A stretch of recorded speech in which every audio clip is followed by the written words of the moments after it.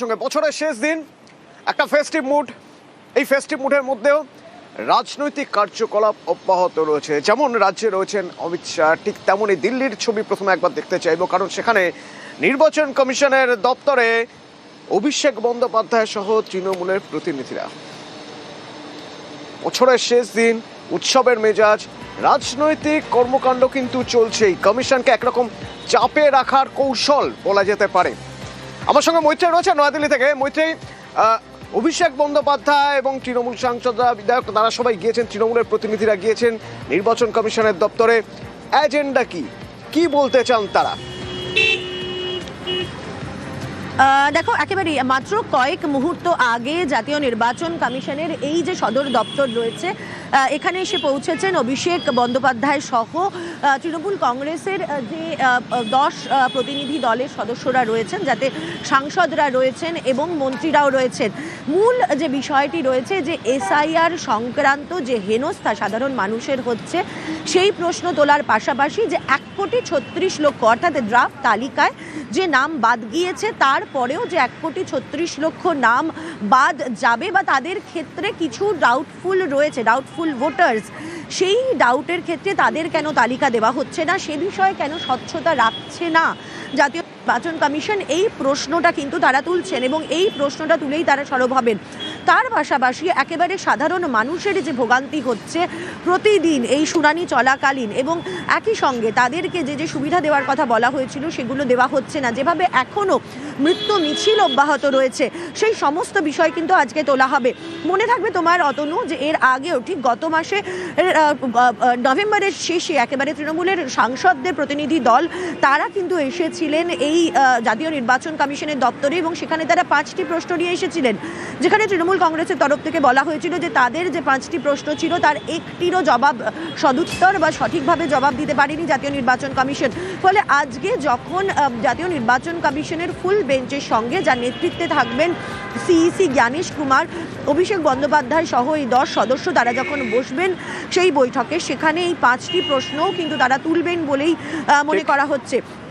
ফলে বছরের শেষ দিন, এবং মৈত্রী, যেমন তুমি বলছিলে যে দেখো, এই যে শুনানিতে ডাকা হয়েছে 1,36,00,000-কে, হ্যাঁ, এই যে মিসম্যাচ, সেই মিসম্যাচ প্রসঙ্গ আজ উঠবে। গতকাল যখন অভিষেক বন্দ্যোপাধ্যায় যাচ্ছেন, তখনও তিনি এই প্রসঙ্গ তুললেন, স্বচ্ছতা নিয়ে প্রশ্ন তুলে দিলেন। বলছেন যে তালিকা কোথায়, যাদের ডাকা হয়েছে, এই যে শুনানিতে তলব করা হলো 1,36,00,000, তাদের কোনো তালিকা কেন প্রকাশ করা হচ্ছে না? আজকে পরিযায়ী শ্রমিক থেকে শুরু করে বয়স্কদের যেভাবে হ্যারাস করা হচ্ছে এসআইআর এর নাম করে, আজকেও একজন রামনগরে মারা গেছে, গতকালও একজন রানীবাঁধে মারা গেছে, রোজ সকালে একটা করে মৃত্যু সংবাদ। কটা বিজেপির নেতা সাংসদ গেছে এই মানুষগুলোর পাশে দাঁড়াতে? যারা মারা গেছে তারা ঘুষপেটিয়া, যাদের নাম বাদ পড়েছে। নির্বাচন কমিশন কেন এখনো পর্যন্ত তালিকা প্রকাশ করে প্রমাণ করতে পারছে না এদের মধ্যে কজন রোহিঙ্গা ছিল, কজন বাংলাদেশি ছিল? ইলেকশন কমিশন লুকাচ্ছে কেন? কার ভয়ে, কার আদেশে, কার অঙ্গুলি হেলনে? আর আমি 31 তারিখ দিল্লিতে নিজে যাব, আমি নিজে চিফ ইলেকশন কমিশনের সাথে দেখা করে সদুত্তর চাইব। আপনার যদি উদ্দেশ্য সঠিক থাকে আর লোকাবার কিছু না থাকে, আপনি লিস্ট রিলিজ করবেন। বিজেপির নেতারা যেহেতু বলেছিল 1 কোটি 1.5 কোটি নাম বাদ যাবে লক্ষ্য পূরণের কারণে, আপনি ভারতবর্ষের ইলেকশন কমিশনার, আপনি বিজেপির ইলেকশন কমিশনার নয়। যদি 1,36,00,000 লজিক্যাল ডিসক্রিপেন্সি হয়, লিস্ট রিলিজ করুক। বাংলায় যদি 1 কোটি রোহিঙ্গা বাংলাদেশি থাকে, ইলেকশন কমিশন লিস্ট রিলিজ করুক। হয় লিস্ট রিলিজ করুন, নইলে বাংলার মানুষের কাছে ক্ষমা চান, কান ধরে ক্ষমা চান যে ভুল হয়েছে। কেন ইলেকশন কমিশনের বিরুদ্ধে এফআইআর হবে না? আপনি এসআইআর করে বাংলা দখল করতে চেয়েছেন, মানুষ এফআইআর করে আপনার বিরুদ্ধে গণতান্ত্রিকভাবে জবাব দেবে। আমরা একটা সময়সীমা আগামী 31 তারিখ বেঁধে দিয়ে আসবো, আর যদি এই লিস্ট না রিলিজ করা হয়, ইলেকশন কমিশনের অফিস ঘেরাও হবে।